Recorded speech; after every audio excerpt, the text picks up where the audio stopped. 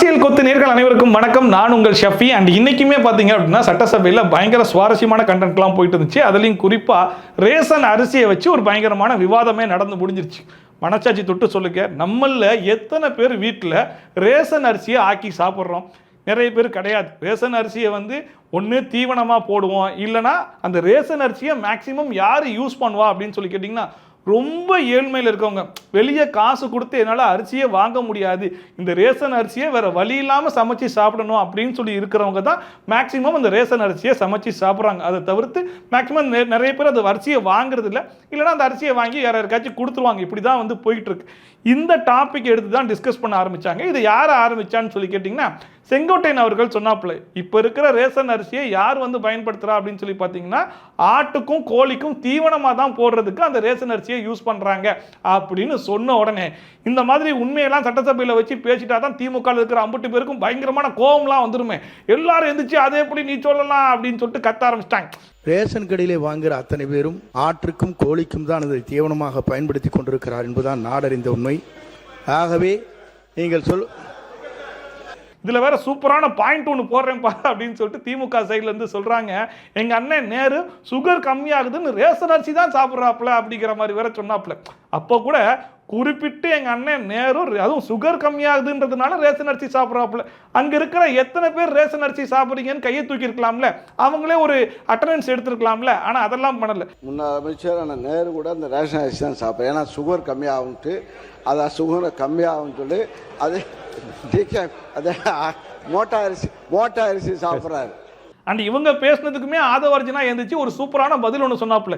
இங்கே சட்டசபையில் இருக்கிற சட்டமன்ற உறுப்பினர்கள் மனசாட்சி தொட்டு சொல்லுங்க, எத்தனை பேர் வீட்டில் ரேஷன் அரிசியை ஆக்கி சாப்பிட்றீங்க அப்படின்னு சொல்லிட்டு. மேக்சிமம் கண்டிப்பாக ரேஷன் அரிசியை யூஸ் பண்ண மாட்டீங்க. அது என்ன காரணம்ன்றது உங்களுக்கே எல்லாருக்கும் தெரியும்.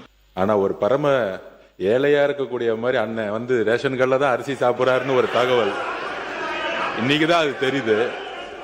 இங்க இருக்கக்கூடிய சட்டமன்ற உறுப்பினர்கள் தன்னுடைய மனசாட்சிப்படி தெரியும், யாரும் ரேஷன் கடையில இருந்து அரிசி வாங்கி சாப்பிடுறது இல்லை பெரும்பாலும் அப்படிங்கிறத சொல்லிட்டு. அண்ட் அது மட்டும் இல்லாமல் இந்த அரிசியோடைய குவாலிட்டி இப்படி தான் இருக்குது, நிறைய மக்கள் யூஸ் பண்ணுறது இல்லை அப்படிங்கிற விஷயத்தை கொண்டு போய் சிஎம் சார் கிட்ட சொல்லும்போது, ஒரு திட்டத்துக்கு கீழே ஒரு அரிசி வழங்குறோம் அப்படின்னா அது எல்லா மக்களுக்கும் பயன்படுற மாதிரி இருக்கணும். அப்படி இருந்தால் தான் அந்த திட்டத்துக்கே ஒரு மதிப்பு இருக்கும். அப்படி இல்லாட்டா அந்த திட்டம் எதுக்கு? அதனால எல்லாரும் பயன்படுத்துகிற மாதிரி சென்னரக அரிசியை போடணும் அப்படிங்கிற மாதிரி சொல்லும்போது, அப்படின்னா விவசாயிகள் ஒரு கோரிக்கை வைக்கிறாங்க. என்னன்னா சென்னரக அரிசி போடணும் அப்படின்னா அதோடைய ஊக்கத்தொகையை அதிகப்படுத்தி கொடுங்க அப்படின்னு சொல்லிட்டு. சரி, ஓகே, அதிகப்படுத்தி கொடுக்குறோம் அப்படின்னா அதோட உற்பத்தி அதிகமாகும். உற்பத்தி அதிகமாகும் போது ரேஷன் ஷாப்க்கு அதை சப்ளை பண்ண முடியும். அப்படி சப்ளை பண்ணா எல்லா மக்களுக்கும் சென்னரக அரிசி போய் சேரும். அப்படி சேரும் போது எல்லா மக்களும் அந்த அரிசியை வாங்க மறுக்கிறாங்க, இல்லை வாங்கி யூஸ் பண்ணாம வைக்கிறதுக்கு பதிலாக எல்லா மக்களும் வெளியே காசு கொடுத்து வாங்குற அரிசியை ரேஷன் கடையிலிருந்து வாங்கி யூஸ் பண்ணுவாங்கல்ல, அதுக்காக தான் நாங்க சொல்றோம் அப்படிங்கிறது ரொம்ப கிளியர் அண்ட் கிளாரிட்டியா சொன்னாரு. அப்ப விவசாயிகள் சொன்னாங்க,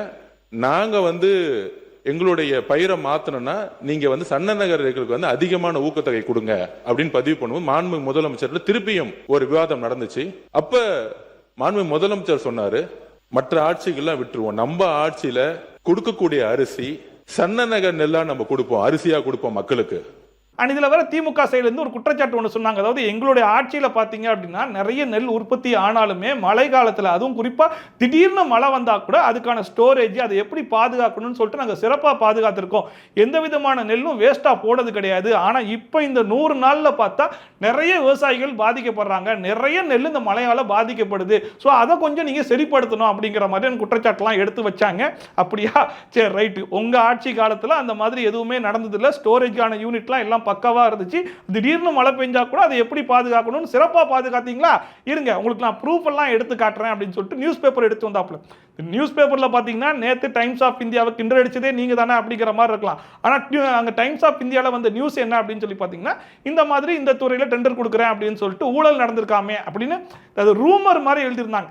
இதெல்லாம் நம்பிக்கைத்தன்மை இல்லாத ஒரு நியூஸ். ஆனா இங்க அது ஃபோட்டோஸோடையே போட்டிருந்தாங்க. ஸோ ஃபோட்டோ போய் சொல்லாது இல்லையா? ஸோ பத்திரிகையில் பார்த்தீங்க அப்படின்னா எங்கெங்கே எந்தெந்த இடத்துல எப்பெல்லாம் நெல் வேஸ்ட்டாக போயிருக்கு அப்படிங்கிற புகைப்படத்தோட நியூஸ் ரிலீஸ் ஆயிருக்கு. இது எல்லாமே உங்கள் ஆட்சியில் நடந்தது தான் அப்படின்னு சொல்லிட்டு ப்ரூஃப் எடுத்து காமிச்சிட்டாரு. ஃபோட்டோஸ் பேப்பரில் கடந்த ஒரு ஆண்டு காலம் அந்த பேப்பர் ரிப்போர்ட்டாக இருக்குது, சில ரிப்போர்ட்ஸ் இருக்குது, சில ஃபோட்டோஸ் பேப்பரில் கடந்த ஒரு ஆண்டு காலம் அந்த பேப்பர் ரிப்போர்ட்டாக இருக்குது. அதாவது சும்மா ஒரு எக்ஸாம்பிள் மட்டும் சொல்கிறேன். 2025 டிசம்பர் முதல் வாரத்திலேயே மதுராந்தகத்தில் 5000 மூட்டைகள் மழையில் நினைந்தன. அது பேப்பர் பத்திரிகைகள் நிறைய வந்திருக்கு. விருதாச்சலத்தில் 5-6 நெல் மூட்டைகள் அதே பேர் நினைஞ்சிருக்கு.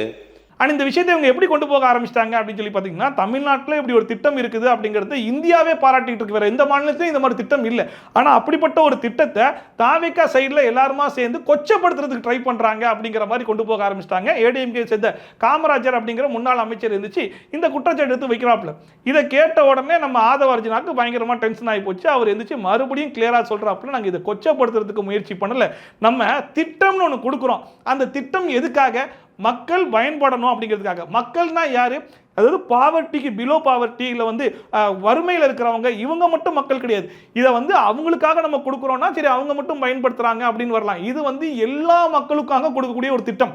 அப்படி இருக்கும்போது எல்லா மக்களும் பயன்படுத்தணும். இலவச மருத்துவம் அப்படிங்கிறது எல்லா மக்களுக்கும் நம்ம கொடுக்குறோம். இலவச கல்வி அப்படிங்கிறது எல்லா மக்களுக்கும் கொடுக்குறோம். இலவச அரிசி அப்படிங்கிறதுமே எல்லா மக்களுக்கும் தான் நம்ம கொடுக்குறோம். குறிப்பிட்ட மக்களுக்கு மட்டும் கொடுக்கல. அப்படி கொடுக்கும்போது எல்லா மக்களுக்கும் அது பயனுள்ளதாக இருக்கணும். அது முதல்ல குவாலிட்டியாக இருக்கணும். குவாலிட்டி இல்லாம ஒரு பொருளை கொடுத்துட்டு நாங்க திட்டத்தை மட்டும் வச்சிருக்கோம் அப்படின்னு சொல்றதுல என்ன பெருமை இருக்குது? அதனால நாங்க என்ன பண்ணோம்னா, இதுக்கு முன்னாடி கொடுத்த அரிசி குவாலிட்டியா இல்ல அப்படிங்கறத ஐடென்டிஃபை பண்ணிருக்கோம். அது எல்லாருக்கும் தெரியும். சோ அப்படிப்பட்ட அரிசியை நாங்க குவாலிட்டியா கொடுக்கணும் அப்படிங்கிறதுக்காக தான் சென்னரக அரிசியுடைய உற்பத்தியை அதிகப்படுத்தணும் அப்படிங்கிற மாதிரி சொல்றோமே தவிர்த்து இந்த திட்டத்தை கொச்சப்படுத்தணும் அப்படிங்கிற எண்ணம் எங்களுக்கு ஒரு துளி கூட கிடையாது அப்படிங்கறத மறுபடியும் பதிவு பண்ணோம். நாங்கள் கொச்சைப்படுத்தவில்லை. இந்த அனைத்து திட்டங்களும் எந்த ஆட்சியில் கொண்டு வந்தாலும் அதுல நல்லது இருக்கு. அதை நாங்கள் யாரும் கொச்சைப்படுத்தவில்லை. ஆனால் இன்னைக்கு இருக்கக்கூடிய உண்மையான பிரச்சனைகளை இந்த சபையின் முன்பு பொதுமக்கள், முக்கியமாக தாய்மார்கள் பக்கத்தில் இருக்கக்கூடிய வழிகளை நாங்கள் அதை எக்ஸ்பிளைன் பண்ணிட்டு இருக்கோம். அதுலயும் பேச்சோட பேச்சா ஏவா வேலுக்கு ஒரு சின்ன அடி அப்படிங்கிற மாதிரி, இலவச படிப்பு, இலவச மருத்துவம் அப்படிங்கிற மாதிரி வரும்போது, இலவச மருத்துவம்ங்கிறது தமிழ்நாட்டிலே இருக்குதுங்க. பட் இருந்தாலும் சட்டமன்ற உறுப்பினர்கள் எல்லாருமே இலவச மருத்துவத்தை நம்ம கவர்மெண்ட் ஹாஸ்பிட்டல்ல போய் யூஸ் பண்றோமா? ஏதாச்சும் உடம்பு சரியில்லை அப்படின்னா சிங்கப்பூருக்குலாம் போறாங்களே அப்படிங்கிற மாதிரி சொன்னாப்ல. என்னது சிங்கப்பூருக்கு போறாங்களா? ரீசெண்டா சிங்கப்பூருக்கு மெடிக்கல் செக்கப்புக்காக போனது யாரு? நம்ம ஏவா வேலு அவர்களாச்சே. ஓ, அப்ப இந்த அடி அவருக்கு தானா அப்படிங்கிற மாதிரி இருந்துச்சு. இலவசம் என்பது நம்ம பயன்படுத்துகிற மாதிரி இருக்கணும். எல்லோரும் சமம் நினைக்கக்கூடிய ஒரு அரசா இருக்கு. இது வரைக்கும் எந்த அமைச்சர் போய் ஒரு ஃப்ரீயா இருக்கக்கூடிய ஹாஸ்பிட்டல் போய் படுத்திருக்கிறாரு? உடம்பு சொல்லனா சிங்கப்பூர் போறாங்க, உடம்பு சொல்லனா பிரைவேட் ஹாஸ்பிட்டல் போறாங்க. சோ இவ்வளவு நேரம் மாறி மாறி இவங்க எல்லாம் வச்ச குற்றச்சாட்டுக்கு ஒரு பக்கம் செங்கோட்டையன் அவர்கள் பதில் சொல்லிட்டாப்ல, ஆதவ அர்ஜுனா ஒரு பக்கம் பதில் சொல்லிட்டாப்ல, உணவுத்துறை அமைச்சர் ஆதாரத்தோட எல்லாத்தையுமே காமிச்சு முடிச்சிட்டாரா? சரி ரைட், இதை விட்டாச்சு. அடுத்து எங்க போகலாம் அப்படின்னு சொல்லி பார்த்தா, சரி இந்த சென்னரக அரிசி கொடுக்குறேன் அப்படிங்கிற மாதிரி சொல்றீங்கல்ல, அதுக்காக விவசாயிகளுக்கு ஊக்கத்தொகை எல்லாம் அதிகப்படுத்தி கொடுக்குறேன்றீங்க, அதனால உற்பத்தி அதிகமாகும் அப்படிங்கிற மாதிரிலாம் சொல்றீங்க. நீங்க சொல்றதெல்லாம் சரிதான், ஆனா அது சாத்தியப்படுமான்னு சொல்லி கேட்டா அதுக்கான வாய்ப்பு இல்லையப்பா. ஏன்னா வெளியிருந்து வாங்கி கொடுக்குறோம் அப்படிங்கிற மாதிரி சொன்னா கூட பரவாயில்ல, உற்பத்தி அதிகப்படுத்த முடியுமான்னு சொல்லி கேட்டா தமிழ்நாட்டில் அதுக்கெல்லாம் வாய்ப்பே கிடையாது அப்படிங்கிற மாதிரி நேரு ஒரு பக்கம் அந்த விஷயத்துக்குள்ளேயே வந்தாப்புல. அப்படியா, சரி ஓகே, அதுக்குமே நான் ப்ரூஃப் காட்டுறேன் அப்படின்னு சொல்லிட்டு உணவுத்துறை அமைச்சர் ப்ரூஃபோட வந்துட்டாப்புல. ஸோ உணவுத்துறை அமைச்சர் காமிச்சு அந்த ப்ரூஃப்ல அப்படி என்ன இருந்துச்சு அப்படின்னு சொல்லி பார்த்தீங்கன்னா, இது வரைக்கும் விவசாயிகள்ட்ட இருந்து வாங்கின நெல் மொத்தமாக எவ்வளவு அப்படின்னு சொல்லி கேட்டிங்கன்னா 64,52,000 நெல் வாங்கியிருக்காங்க. இதுல இப்போ ரேஷன் அரிசியில் இதுக்கு முன்னாடி இருந்த நெல் இல்லாம புதுசா போட போறோம்னு சொல்றாங்க இல்லையா, சனநகர் நெல். அந்த சனநகர் நெல் மட்டுமே எவ்வளவு ப்ரொக்யூர் பண்ணிருக்காங்க அப்படின்னு சொல்லி பார்த்தீங்கன்னா 32,29,000 நெல் வாங்கியிருக்கோம் அப்படின்னு சொல்றாங்க. கிட்டத்தட்ட 64 இருந்து 32 வாங்கியிருக்காங்கன்னா பாதிக்கு பாதி அது வாங்கியிருக்காங்க. ஸோ அந்த நெல்லுடைய உற்பத்தியை இன்னும் இன்க்ரீஸ் பண்றதுக்காக தான் இப்போ ஊக்கத்தொகையெல்லாம் அதிகப்படுத்தி கொடுத்துருக்கோம். ஸோ விவசாயிகள் என்ன பண்ணுவாங்கன்னா அந்த நெல்லை நிறைய உற்பத்தி பண்ணுவாங்க, அதனால ரேஷன் கடைக்கு அதை நாங்கள் கொடுக்க முடியும் அப்படிங்கிற மாதிரி சொல்றாப்புல. ஆனா நேரு அவர்கள் என்ன சொல்றாரு, அதுக்கெல்லாம் வாய்ப்பு இல்லை, நீங்க வெளி மாநிலங்களிலிருந்து வேணா ஆந்திராவிலிருந்து வேணா வாங்கி கொடுக்கலாமே தவிர்த்து தமிழ்நாட்டில் அதை பண்ண முடியாதுன்றாரு. 26,13,529 மெட்ரிக் டன் பொது ரக நெல்லும் ஆக மொத்தம் 64,49,808 மெட்ரிக் டன் கொள்முதல் செய்யப்பட்டுள்ளது. சோ உணவுத்துறை அமைச்சர் ப்ரூஃபோடையே காமிச்சிட்டாப்ல. நேரு அவர்கள் சொன்ன தகவல் உண்மையான தகவல் கிடையாது, தவறான தகவல் அப்படின்னு சொல்லிட்டு. அண்ட் அது மட்டும் இல்லாம ஆதவ அர்ஜுனா பேசும்போது சிங்கப்பூர்னு இழுத்து விட்டால் விட்டாப்ல. அதனால என்னவோ தெரியல, ஏவா வேலு எழுந்துட்டாப்ல. நானும் அந்த ஃபீல்ட்ல இருந்திருக்கேன், அதை பத்தி எனக்கும் தெரியும் அப்படிங்கிற மாதிரி சொல்லிட்டு இப்போ இவ்வளவு பெரிய பேச்சு பொருளா போயிட்டு இருக்கு இந்த ரேஷன் அரிசி. இதுக்கு முக்கியமான காரணம் யாரு? சீனியரா இருக்கிற செங்கோட்டையன் தான். இவர் இப்படி பண்ணலாமா அப்படிங்கிற மாதிரி கேட்டிருக்காப்ல. ஏன்னா செங்கோட்டையன் தானே சொன்னாப்ல, இந்த அரிசியை மனுஷங்க சாப்பிடறது இல்ல, நான் விசாரிச்ச வரைக்கும் கோழிக்கும் ஆட்டுக்கும் தான் தீவனமா போட்டுக்கிட்டு இருக்காங்க அப்படின்னு சொல்லிட்டு, ஸோ அதனால அதை குத்தி காட்டுறாமா. அண்ட் அது மட்டும் இல்லாமல் இவ்வளோ நாளாக பார்த்தீங்க அப்படின்னா நாங்கள் ஆளுங்கட்சியாக இருக்கும்போது எதிர்க்கட்சியாக இருக்கக்கூடிய அதிமுகவில் அங்கே தான் கொஞ்சம் சட்டமன்ற உறுப்பினரா அப்பெல்லாம் வாயை திறக்காம இப்போ மட்டும் வாயை திறக்கிறாரே அப்படிங்கிற மாதிரி நிறைய குற்றச்சாட்டுலாம் எடுத்து வச்சாப்புல. அண்ட் அரிசி எங்கேருந்து வருது தெரியுமா, இதோடைய ஹிஸ்ட்ரி தெரியுமா அப்படிங்கிற மாதிரிலாம் பேசியிருந்தாப்புல. ஆனால் செங்கோட்டையன் என்ன சொன்னார் அப்படின்னு சொல்லி பார்த்தீங்கன்னா, நான் போய் மக்கள்கிட்ட விசாரிச்சு பார்க்கும்போது எனக்கு என்ன இன்ஃபர்மேஷன் கிடைச்சிச்சோ அந்த இன்ஃபர்மேஷனை தான் கொண்டு வந்து சொன்னேனே தவிர்த்து மற்றபடி இது அப்படி இப்படி இந்த திட்டமே சரியில்லை, இது கொச்சப்படுத்திட்டோம் அப்படி இப்படின்னு நீங்க பேசுறீங்களே, இதுக்கு எதுக்கும் எந்த சம்பந்தமும் கிடையாது, நான் அந்த மாதிரி எதுவும் சொல்லலை அப்படிங்கிற மாதிரி சொல்லிட்டாப்ல. ஆனா நீங்க போய் ஒரு சீனியர் சட்டமன்ற உறுப்பினர் அவை முன்னவர் கொச்சப்படுத்தலாமா? சில பேர் அதை அப்படிப்பட்ட நிலை இருக்கிறது என்பதை எல்லாம் சுட்டி காட்டியிருக்காங்க கிராமத்திலே. அது போன்ற நிலையில் இருக்கக்கூடாது என்ற நோக்கத்தோடு தான் நாங்கள் சன்னரக அரிசி வழங்க வேண்டும் என்பதுதான் எங்களுடைய நோக்கமாக இருந்து அதற்காகத்தான் தொகையை இன்றைக்கு உயர்த்தி கொடுத்து மக்களிடத்தை அதை ஊக்கப்படுத்த வேண்டும் நோக்கத்தோடு தான் அந்த பணிகளை நாங்கள் மேற்கொண்டு வருகிறோம். அதைத்தான் நான் சொன்னேனே தவிர நான் கொச்சைப்படுத்தியாக தயவு நீங்க சொல்லிவிடாதீர்கள். அண்ட் அது மட்டும் இல்லாமல் ஆதவர்ஜனா இதெல்லாம் மென்ஷன் பண்ணாப்புல அதுதான் நானும் சொல்றேன், இதோடைய குவாலிட்டி இம்ப்ரூவ் பண்ணணும் அப்படிங்கிறது தான் எங்களுடைய நோக்கமே தவிர்த்து மற்றபடி எங்களுக்கு வேற எந்த நோக்கமும் கிடையாது அப்படிங்கிற மாதிரி சொல்லிட்டாப்ல. ஸோ ஒரு வழியா இவ்வளவு பெரிய விவாதத்துக்கு அப்புறமா ஒரு முடிவுக்கு வந்துட்டாங்க. பட் ஸ்டில் இவங்க சொன்ன விஷயம் என்ன அப்படின்னு சொல்லி பார்த்தீங்கன்னா, இதுக்கு முன்னாடி இருந்த அரிசி குவாலிட்டியா இல்லை, ஸோ குவாலிட்டி இம்ப்ரூவ் பண்ணி எல்லாரும் யூஸ் பண்ற மாதிரியான அரிசியை கொடுக்க போறோம் அப்படிங்கிற மாதிரி சொல்லியிருக்காங்க. ஸோ சனநகரில் கொடுத்ததுக்கு அப்புறமா அங்க கூடிய சட்டமன்ற உறுப்பினர்கள் சரி ஓகே எதிர்க்கட்சியை விட்டுருங்க, அட்லீஸ்ட் தாவேக கட்சியில் இருக்கிற அம்புட்டு பேரும் ரேஷன் அரிசியை தான் வாங்கி சமைக்க போறாங்களா அப்படிங்கிறதையும் நம்ம தெரிஞ்சுக்கணும். அண்ட் ஈவன் நம்ம அந்த அரிசியை போட்டதுக்கு அப்புறமா நம்ம அந்த அரிசியை வாங்கி சமைச்சு சாப்பிட முடியுதா இல்ல அகைன் நம்ம வெளியே இருந்து தான் அரிசியை வாங்கி சமைக்கிற அளவுக்கு தான் அதோடைய குவாலிட்டி இருக்க போதா அப்படிங்கிறத நம்ம செக் பண்ணி தான் பார்க்கணும். அண்ட் இதை தவிர்த்து பார்த்தீங்க அப்படின்னா சில முக்கியமான பிரச்சனைகளை பற்றி இன்னைக்கு மென்ஷன் பண்ணாங்க. அதில் ஒன்று என்ன அப்படின்னு சொல்லி பார்த்தீங்கன்னா, சிவி சண்முகம் அவர்கள் டாஸ்மாக் சம்பந்தமான ஒரு இஷ்யூ எடுத்து மென்ஷன் பண்ணாப்புல. அதில் அவர் என்ன சொல்லியிருந்தாரு சொல்லி பார்த்தீங்கன்னா, செஞ்சி பகுதியில் ஒரு டாஸ்மாக் ஒன்று இருந்திருக்கு, அந்த டாஸ்மாக்கை க்ளோஸ் பண்ணிட்டு மயிலம் அப்படின்ற பகுதியில் அந்த டாஸ்மாக்கை எந்த விதமான முன்னறிப்பும் இல்லாமல் திடீர்னு ஓப்பன் பண்ணிட்டாங்க. அந்த பகுதி பார்த்தீங்க அப்படின்னா விவசாயிகள் இருக்கக்கூடிய பகுதி, மாணவர்கள்லாம் கிராஸ் பண்ணி போகக்கூடிய ஒரு பகுதி. அந்த பகுதியில் ஓப்பன் பண்ணக்கூடிய அவசியம் என்ன? இதுக்கு முன்னாடி வரைக்கும் அந்த பகுதியை சுற்றி பார்த்தீங்க அப்படின்னா டாஸ்மாகே கிடையாது, திடீர்னு எந்த விதமான அறிவிப்பு இல்லாம அங்க எதுக்காக ஓபன் பண்ணீங்க அப்படிங்கிற மாதிரி கேட்டாப்ல. செஞ்சி நகரத்துக்குள்ள அருகில் இருந்த கடையை 25 கிலோமீட்டர் தாண்டி திண்டிவனம் நகரத்திலிருந்து 3 கிலோமீட்டர் இருக்கிற நடுவனந்தல் கிராண்டிபுரம் எல்லையிலே அந்த கடையை நேற்று திறந்திருக்கிறார்கள். எந்த முன்னறிவிப்பும் இல்லை, யாருக்கும் தெரியவில்லை, கடை எண் கூட இல்லை. சோ சிவி சண்முகம் ரைஸ் பண்ண அந்த டாஸ்மாக் இஷ்யூக்கு பாத்தீங்க அப்படின்னா பாட்டாளி மக்கள் கட்சியை சார்ந்த கணேஷ்குமாரும் சப்போர்ட் பண்ணி தான் பேசினாப்ல. அவர் என்ன சொன்னார்னா, நீங்க உள்ள வரும்போது என்ன சொன்னீங்க, இந்த டாஸ்மாக் எல்லாம் ஒழிக்கணும் அப்படின்னு சொல்லிட்டு தானே வந்தீங்க. அப்படி இருக்கும்போது அந்த பகுதி மக்கள் கிட்ட இருந்து இவ்வளவு எதிர்ப்பு வருது அப்படிங்கும்போது நீங்க அந்த டாஸ்மாக் க்ளோஸ் பண்ணிட்டு போயிடலாமே, நீங்க இடமாற்றம் பண்ணீங்கன்னா மறுபடியும் பிரச்சனை வரலாம், சோ ஒரேடியா க்ளோஸ் பண்ணிடுறது நல்லது அப்படிங்கிற மாதிரி சொன்னாப்ல. இவங்க வச்ச இந்த கொஸ்டினுக்கு பாத்தீங்க அப்படின்னா தாவேக கட்சியை சார்ந்த அமைச்சர் விக்னேஷ் அவர் பதில் சொன்னாப்ல. அவர் என்ன சொல்ல வந்தார் அப்படின்னு சொல்லி பாத்தீங்கன்னா, இதுக்கு முன்னாடியே 717 டாஸ்மாக் நாங்க க்ளோஸ் பண்ணிட்டோம் அப்படின்னு தான் சொன்னாப்ல. என்னது டாஸ்மாக் க்ளோஸ் பண்ணிட்டீங்களா? இப்படி க்ளோஸ் பண்ணிட்டோம் சும்மா வாய் பேச்சா சொல்லிட்டு திரியங்களே தவிர்த்து கடைசி வரைக்கும் எங்க க்ளோஸ் பண்ணீங்கன்னு எங்கேயுமே தெரியலையப்பா அப்படிங்கிற மாதிரி சொல்லிட்டு இருந்தாப்ல. அண்ட் அதுக்குமே பாத்தீங்க அப்படின்னா விக்னேஷ் பதில் சொல்லிட்டாப்ல, சரி ஓகே இதுக்கு முன்னாடி வரைக்கும் 717 டாஸ்மாக் நாங்க க்ளோஸ் பண்ணிருக்கோம், கடையோட நம்பர் தான் கொடுத்தோம், இதுக்கப்புறம் கடை நம்பர் மட்டும் இல்லாம கடையோடைய அட்ரஸையும் சேர்த்தே கொடுத்துறேன்டாப்ல. அந்த 717 கடைகளான லிஸ்ட இன்னைக்கு சாயந்தரம் கூட கொடுக்கறதுக்கு அரசு தயாரா இருக்கு. அதுல விலாசங்களோட கொடுக்க தயாரா இருக்கும்.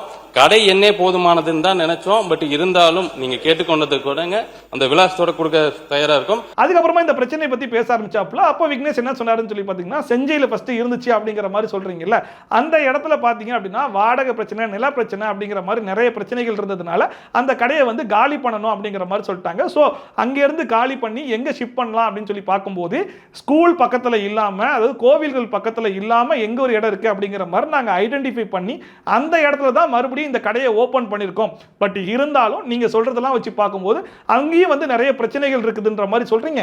அதனால அந்த கடையை மறுபடியும் எங்க மாத்தலாம் அப்படிங்கிற மாதிரி செக் பண்ணி அதுக்கான ஆக்ஷன் நாங்க எடுக்கிறோம். பட் எங்களால க்ளோஸ் பண்ண முடியாது. ஆல்ரெடி 717 கடையை க்ளோஸ் பண்ணிருக்கோம், இதையும் க்ளோஸ் பண்ணணும் அப்படின்னா நான் செக் பண்ணணும், நான் செக் பண்ணிட்டு அதுக்கான ஆக்ஷன் எடுக்கிறேன் அப்படிங்கிற மாதிரி சொன்னாரு. கடைகள் இடமாற்றம் செய்யறது என்னன்னா, முதல்ல 717 கடையை க்ளோஸ் பண்ணியிருக்கோம். இது வந்து ரொம்ப பெரிய முடிவு. அண்ட் அடுத்த இஷ்யூ என்ன அப்படின்னு சொல்லி பார்த்தீங்கன்னா, தமிழ்நாட்டில் மனசாட்சியே இல்லாத ஒரு நிறுவனம் அப்படின்னா என்எல்சி நிறுவனம் தான்.